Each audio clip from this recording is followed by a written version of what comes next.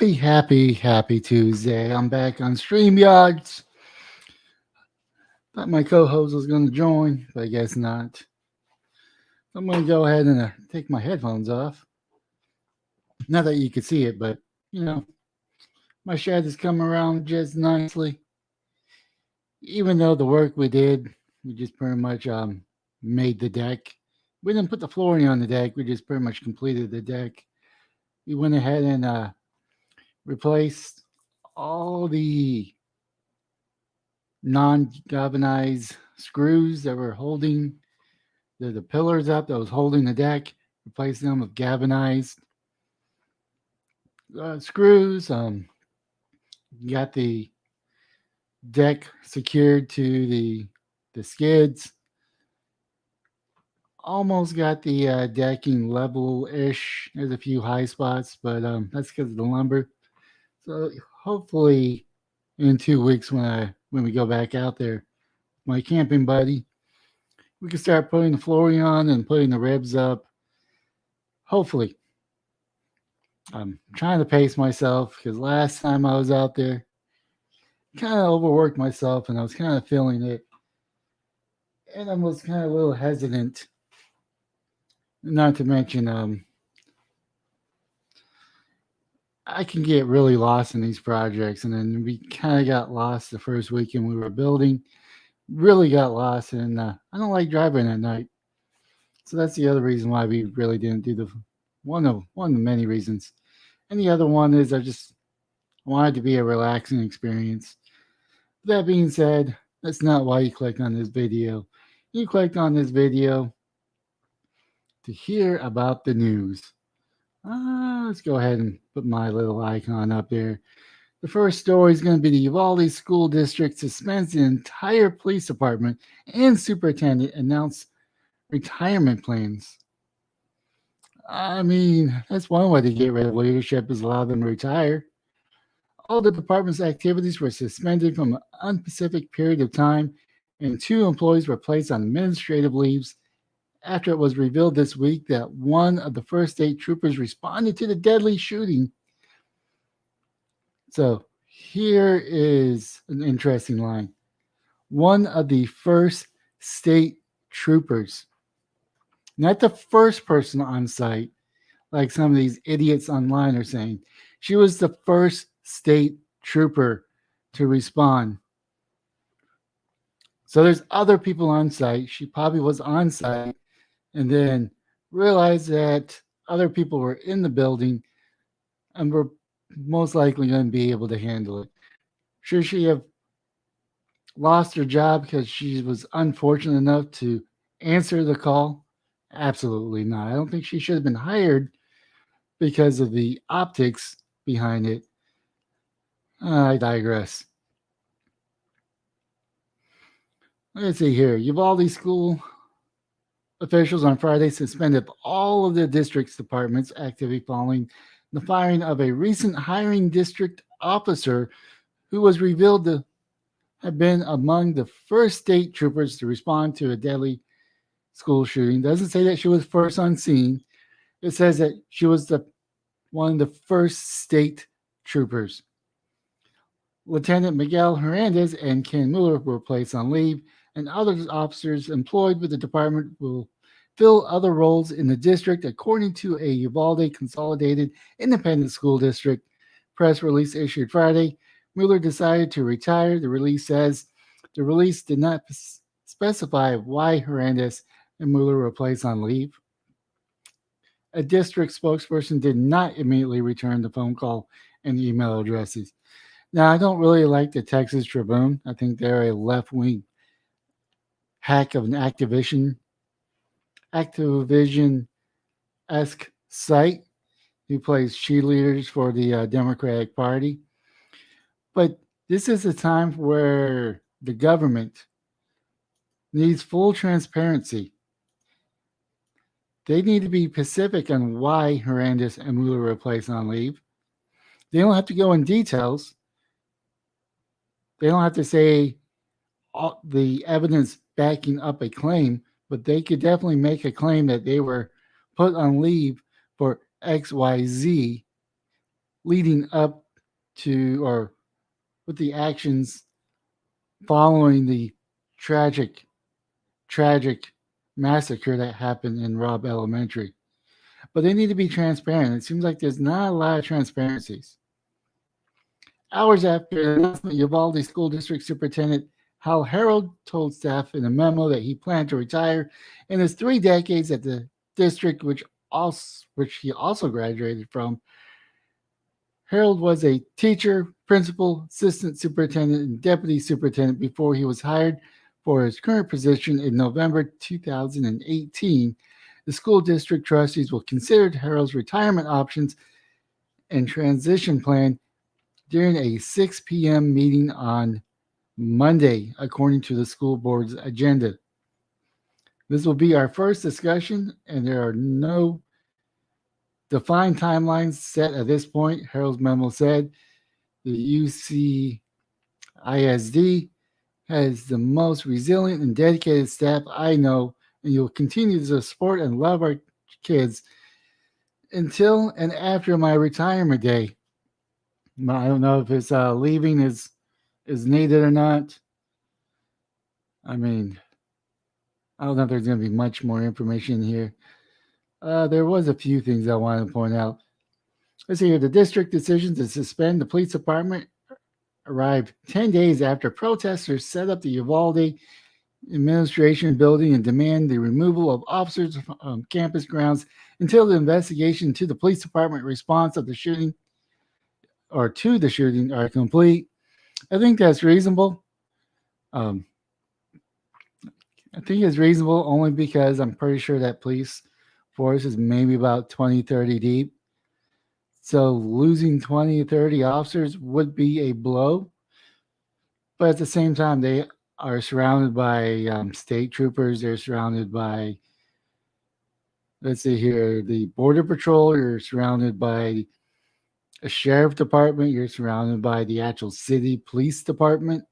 Yeah, the Uvalde Police Department is separate from the Uvalde CISD Police Department because a lot of schools here in Texas have their own police department. Even Austin Independent School District has their own cops. I think Round Rock is forming their own police department because they didn't want to pay the local police department anymore. But that's something different. I also saw someone on Twitter saying that we should go to Uvalde and do some shoplifting. And I told him you'll be arrested by the Uvalde Police Department. And they responded, well, the police department, all the officers in the police department were suspended. And I was telling them, no, the school district has their own police. But moving on, the district said decision regarding the future of the department has been pending the results of 2 investigations, but suspended the department's activities Friday, citing recent developments that have uncovered additional concerns with the department's operations, like hiring someone that was there on site. I mean, I don't know if she has the merits. I think it's bad optics, but if it's just bad optics, then you should have stood by her hiring if she has the merits. Earlier this week, the school district fired a recent hired district police officer after it became public that she was one of the first state troopers that arrived at Robb Elementary on May 24th, when a gunman killed 19 students and 2 teachers in the deadliest school shooting in Texas history. The delayed police response has drawn with wide scrutiny and remains under investigation. And the question is she under investigation because she didn't bring her rifle, didn't bring her body armor? I know there's some people on the web, which is hard to argue with, saying that she should have gotten her body armor and her long gun and stormed that room and shot him dead. Instead, she was a coward and left the scene. There's some people that actually think that. According to their own CNN's reporting, she actually helped kids reunite with their parents and rode with them to the hospital. So she helped save people that day. So clearly she has some levels of merits. But the fact that she wasn't gun-ho Um, Optically, I understand how it looks bad. Don't get me wrong. There's optics and there's how things actually work. How things actually work, more times than not, comes out to be bad optics.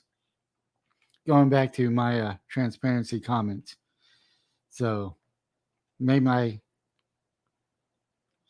oh, I was going with the thought, but totally flew over my head in that one.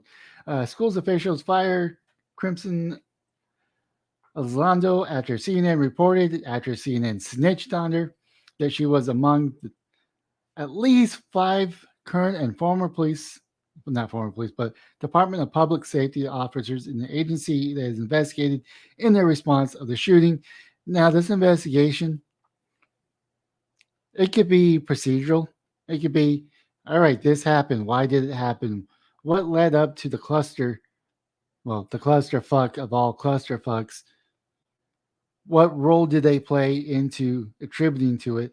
Was there anything that they could have done differently? And the route that things that they could have done differently, if they were definitely derelict of duty, then yes, then there's going to be a case there. But if it's just procedural and nothing comes of it, then this is just procedural and paperwork investigate. That's all what this investigation could be. So don't expect any criminal investigation or criminal charges be brought against the DPS members, and especially her. Lozando was hired after the school district police department after leaving her DPS job. Governor Greg Abbott told reporters during a campaign stop in New Braunfels on Thursday that the school district had asked DPS about Lozando. I think I made a comment about this in my video that the school knew about her. The school knew she was there on that day. They probably knew that she was under investigation, or maybe they understood as maybe procedural. Maybe it was just paperwork type investigation. And they hired her anyways. The reason why they fired her, because she was new, one, and CNN snitched on them because they probably didn't want this to be let out into the public. They thought that enough time has blown over that they could make a bold move, which is probably why the whole school department or the school police department is being suspended. This is probably the tip of the iceberg of her hiring. Now, I have issues with them hiring her, but I also have issues with them firing her. So they knew she was on site that night, that day. They knew. They probably asked her, and she probably said it truthfully. Now they're saying some BS, some Bravo Sierra, that the leak audio tape that they probably knew about because that went public paints her in a negative picture, saying if her son was there, she would not have been outside. And that's a parent thing to say. And I get for the optics where you had law enforcement threatening to arrest parents trying to get into the school. I get the optics does not look good, but that's all right. That's for more people in charge to deal with. Let's see here. On July 28, Memo Hernandez from the DPS flagged an altercation of actions inconsistent with training of department requirements regarding Lozano remains under investigation. Was this because she forgot she didn't take the time to walk to her trunk, put on her body arm, pick up a long gun, and dash into the school? And then when she got to the school, she realized that there's other members of law enforcement on site. So she decided to, instead of take an active role, she now becomes a supportive role, which doesn't require her to put on her body armor and wait outside with her thumb up her bum, waiting 70 minutes or 90 minutes or whatever you want to call it. Because she actually helped people around her. She assisted people around the area to make sure it was secured. She got kids out of classrooms. Because I don't know which is true. I don't know if they have to automatically get their body armor.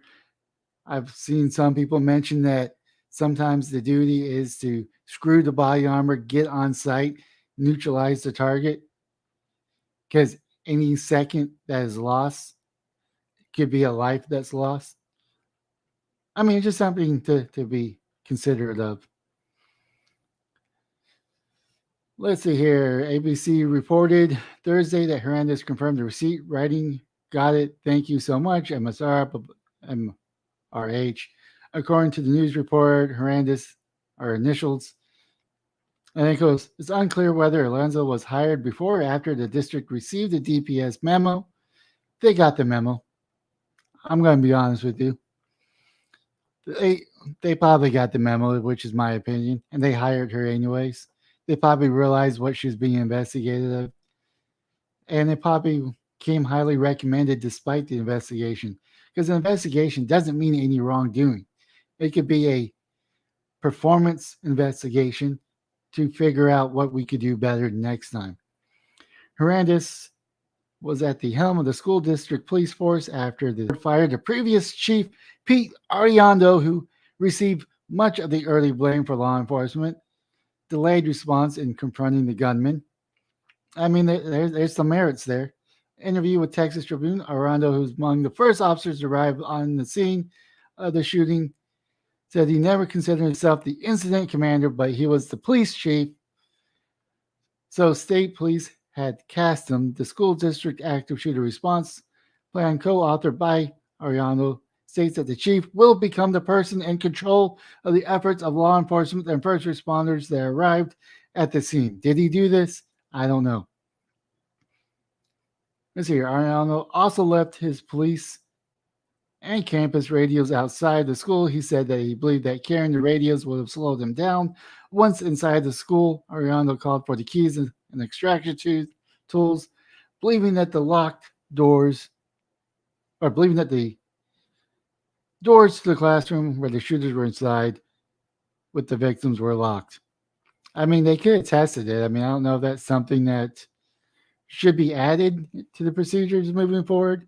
You could say that they're locked, but unless someone checks it, maybe that's something moving forward. You just do a lock check to make sure. DPS Director Steve McCraw, I have opinions towards him. I think he jumped the shark a little when he called out this whole clusterfuck. I think he should have waited, but I think that's more optics. Maybe. I don't know. I just felt like he should have waited a couple months before throwing people under the bus. Testified to lawmakers that the classroom doors could not be locked from the inside, indicating that they would have been open. Testified to lawmakers that the classroom doors could not be locked from the inside. That seems like a feature I don't want in my locks. I should be able to lock them from the inside. Before his firing from the school district, Arredondo resigned from the Uvalde City Council. See, this is one piece I didn't know because I'm not really following the story anymore. It's kind of on the back burner. I'm glad that he resigned. At least he has some shred of integrity to resign. I don't know if he's still trying to get his police chief job back, but he should just remain fired for that one. Let's see here. I don't think there's anything more important other than they got the go to suspend the school police department. So I don't know. This is a tragic event that happened, followed up by a series of clusterfucks, followed up by bad optics, followed up by some more bad optics, and the clusterfuck just doesn't end. Hopefully, Uvalde, with the help of the surrounding areas, with all the attention it's getting into, can get its act together and actually become an active member of society or active member of the city where it can actually make improvements and not make bad decision after bad decision after bad decision. They definitely are in dire need of leadership or new leadership with new policies to address some of the shortcomings that they have. And of course, the next one, I'm going to talk about the Ukraine last. Kanye West reacts to Instagram restricting his account over anti-Semitic posts. Uh, Ye got zucked. Kanye West returns to Twitter Saturday after discovering that his Instagram placed restrictions on his account amid alleged anti-Semitic posts. Look at this, Mark.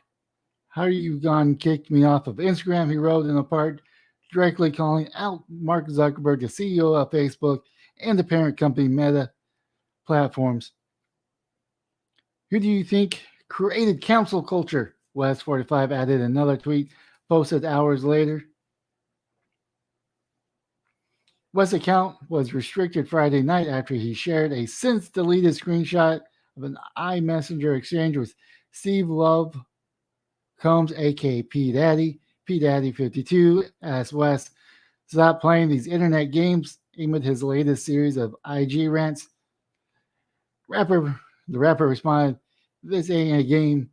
Before continuing, I'm going to use the example to show these Jewish people that are told you to call me that no one can threaten me or influence me. A Meta spokesperson released a statement on CNN Business on Saturday explaining that the West post was deleted for violation of the company's policy base and a restriction was in place in his account. However, per CNN did not specifically what was the objectable account and the content and what kind of restriction was imposed. In the wake of discovering his Instagram was limited, West returned to Twitter for the first time since November 2020.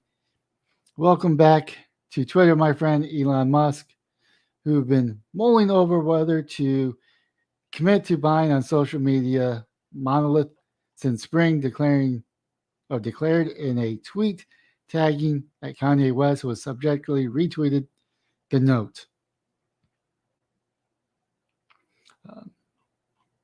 Only thing I'm going to say is that on this one, let me go ahead and click. Is this going to actually show it? Huh. It's not going to show it. Open a new tab. Let's see here. Send me the address. Let's stop playing these internet games. And don't feel threatened. You'll be fine. Just love. Well,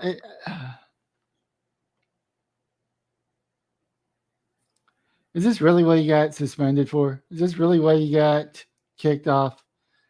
I mean, I get reason why we don't want to be anti-Semitic. I understand the ramifications of World War II. I understand the history of the Jewish people. But it just happens to be some people are in charge or part of the Jewish faith. I'm just going to leave it at that. And the same people protecting the Jews now also don't like Israel. I find it funny. I find it hilarious in an irony sense of way. But to say that, I don't think what he said was that off-putting. I think anybody with 2 or 3 brain cells know that the entertainment industry has a stereotype of Jewish ownership. Whether or not it's right or wrong, whether or not that they use their authority responsibility or power responsibility is up for another debate. It's more of there's certain people that are in charge who has a certain religious faith that he's calling out. He's not calling out the religious faith. He's calling out the people in charge.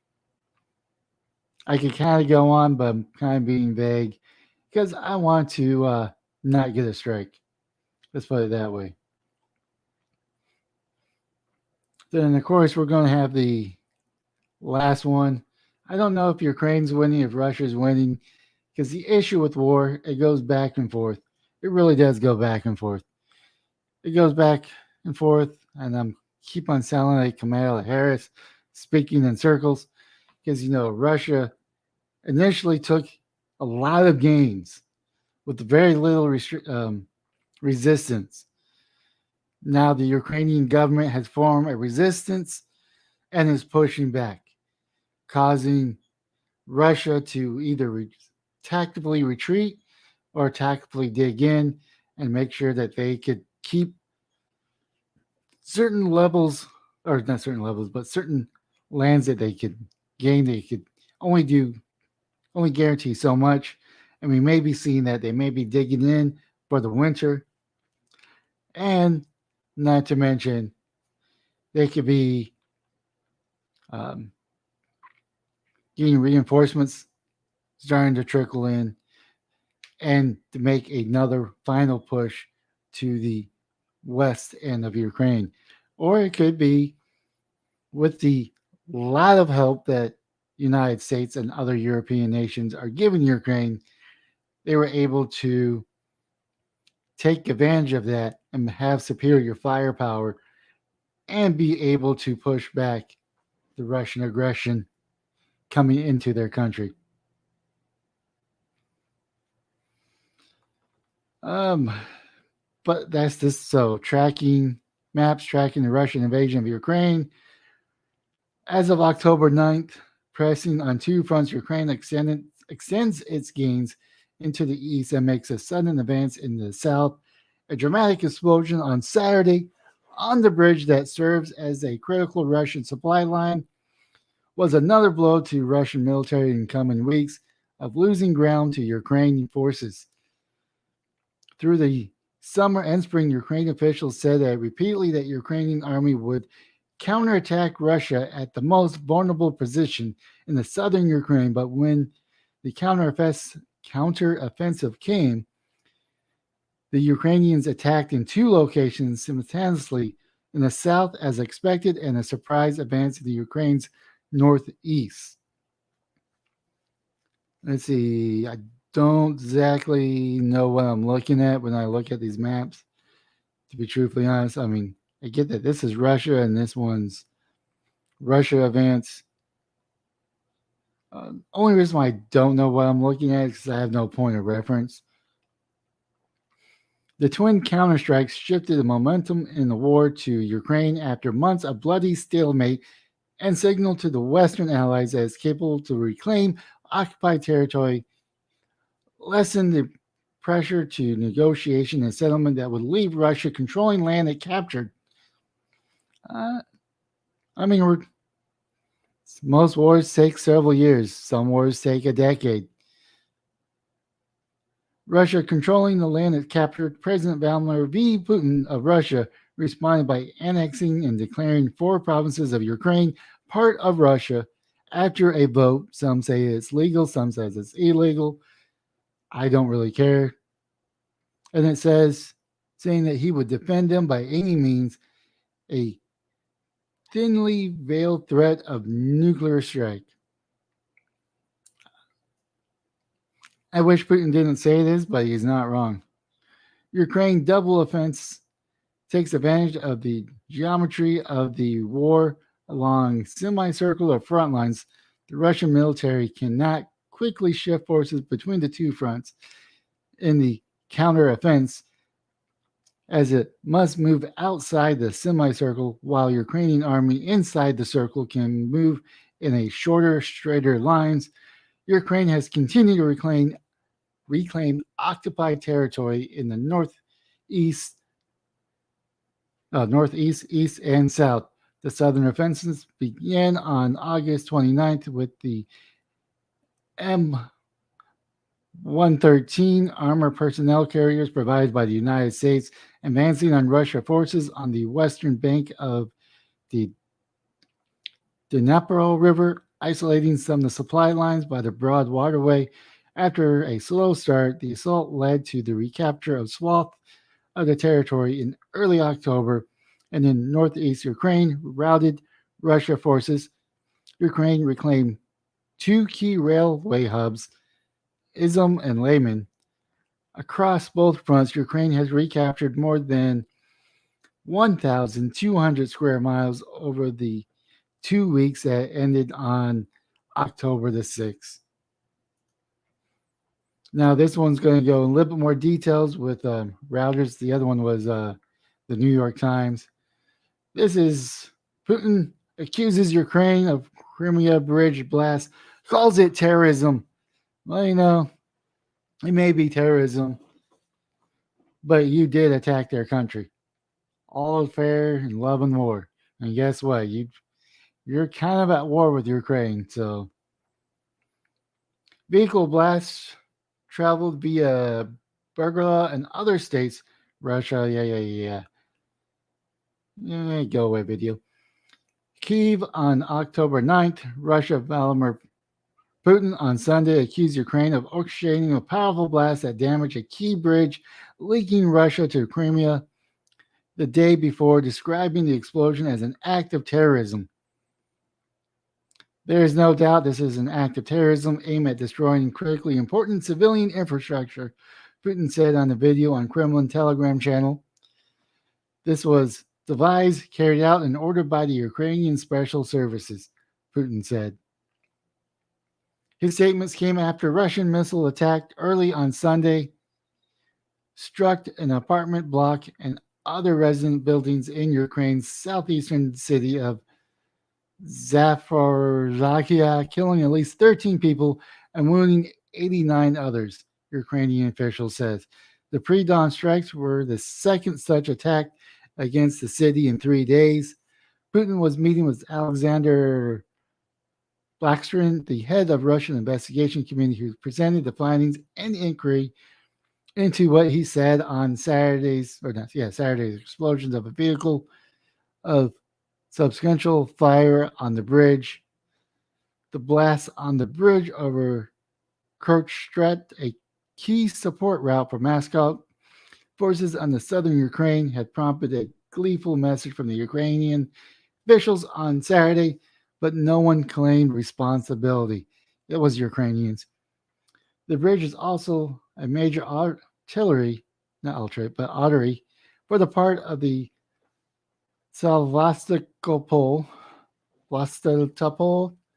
where Russia's Black Sea Fleet is based. Speaking on camera, Blasterkin said the investigation has established the route that the vehicle had taken and the individuals who were involved in his movements. The damage to the bridge, which has been an imposing symbol of Russia's annexation of Crimea, Peninsula, came amid battlefield defeat for Russia, could further cloud the Kremlin's reassurance that the conflict is going to plan. No conflict goes to plan. You have a plan. You're going to attack a certain point on the map. Depending on what you see there, your plans may change. It may be change gets there where it's not going to plan for the better or going against you. So no, it's not going to plan. The plan changes. You have to be very dynamic when it comes to the battlefield. Rail services and partially road traffic resume a day after the blast. Images show half of the section of the bridge roadway blown away, with the other half still attached. Russia seized Crimea from Ukraine in 2014, and the 19-kilometer, 12-mile bridge linking the region to its transportation network was opened with great fanfare for years later by Putin. Yeah, because Ukraine cut off the water supply. Ukraine cut off the water supply to Crimea. So they had to build a bridge to give this province water. So the day or weeks after Russia took this state, Ukraine shut off the water flow to this state, leaving them without water. So no, Ukraine's not as innocent as we try to make it out to be, or the media tries to make them out to be. So, unfortunately, both sides have committed war crimes, in my opinion. And I don't think invading them is a war crime. That's just how things get done, regardless of how advanced we think we are. Let's see here. Crimea, Russia. Governor Sergei Akshafinov told reporters that the residents would manage despite the damage of the bridge. Of course, emotions have been triggered, and there is a healthy desire to seek revenge, he said. Don't know. And this could have been the revenge right here. So, pretty much, Ukrainians try to blow up the bridge. Russia sends missiles, attacks a civilian place, which I guess is now a war crime. I guess it wasn't a war crime back in World War II when we carpet bombed Japan and Germany. But heaven forbid Russia bombs a civilian. It's a war crime. Not like we ever drop missiles or bombs on a wedding in the Middle East. We would never do that. Of course we would. We've done it. We got caught with our hands with a cookie jar. No war crimes were issued against the United States. Just saying. And by the way, I am pro America. I can be critical of my government's actions. At one, as a taxpayer, two, as a citizen of the United States. And lastly, I served in the military and I could be critical of the people running my country. In case anyone wants to say anything. The White House on Sunday declined to comment on the Crimea bridge blast, but said the United States would continue to arm Ukraine. I don't know if the White House actually said that, or they got Biden to say that, because I don't think he's in charge. Let's see here. The White House, no, I already said that. Kyiv demands that Russian forces leave the Black Sea Peninsula as well as the Ukrainian territories that they've seized in the invasion. Putin launch in February. Yeah, I don't think that's going to happen. Ukraine has recaptured, that's already said that, the Kherson region since launching the start of the counterattack against Russia in late August. And the military spokesperson said on Sunday, Ukraine achieved lightning success with its offense in northeast, but has drive in the south to wipe out the Russian foothold on the west bank. Vasa Dimparo. Yeah, that's pretty much the same thing we read above here. And those are my stories. I mean, I don't know how this is going to end. Hopefully, it ends with long lasting peace. Hopefully, the world starts listening to Russia. Because I think this could have been avoided. We didn't treat Russia as a redheaded stepchild. I know it's fun to treat countries like redheaded stepchildren. It's fun to poke fun of them. It's fun to ignore them. It's fun to not take what they say seriously. But the end result is you get a Putin in power who has security concerns that are ignored by NATO and get told they're not real security concerns. Sure, we taken all of your former Soviet Union states and gave them NATO status, or in the process of making the rest of them NATO, but we're not being aggressive. We're not encircling you. Oh no, you're not the bad guys, but you're the bad guys.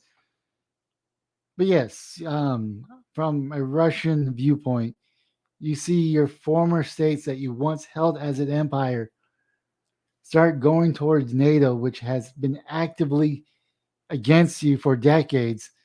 And then they're talking about Ukraine, which has a love hate relationship within its own people against Russia.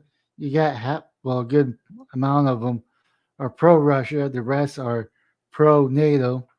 And you have a civil war against the pro Russians with the Ukrainian government killing them, trying to break them, trying to turn them into Ukrainians and say that their culture doesn't exist in Ukraine.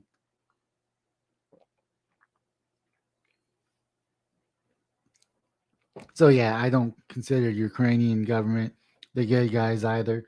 I don't consider Putin the good guy either.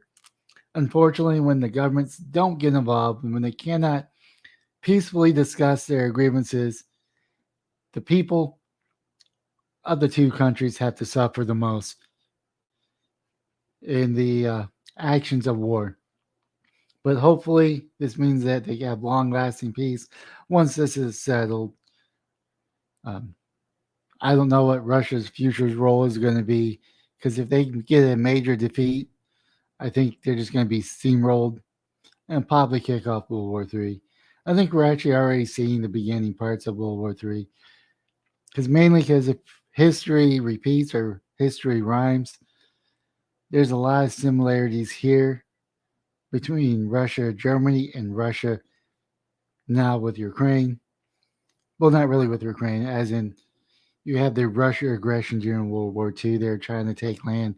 They had a loose peace agreement with Germany and they split Poland and all that good stuff. And then we're kind of seeing Russia annex and take other land in hopes to secure their borders. That's the way I see it. I may be completely wrong, or I could be somewhere in between right and wrong. With that being said, that is my video. If you're watching live, I do thank you for watching live. Before I leave, I'm going to check the comments. There is no comments in the live stream. Unfortunately, I'm not that popular. Hopefully, one day I'll have comments in my comment sections in the live chat. But today's not that day. But hopefully, next week or the week after or a year from now, it does not matter. I'm going to keep this schedule. For those that are watching, thanks for watching. If you're watching this or watching this after I go offline, thank you for watching. And also, please hit the like and subscribe button in any of all platforms or just the platform that you're currently watching on. And with that, most importantly, have yourself a wonderful day and weekend.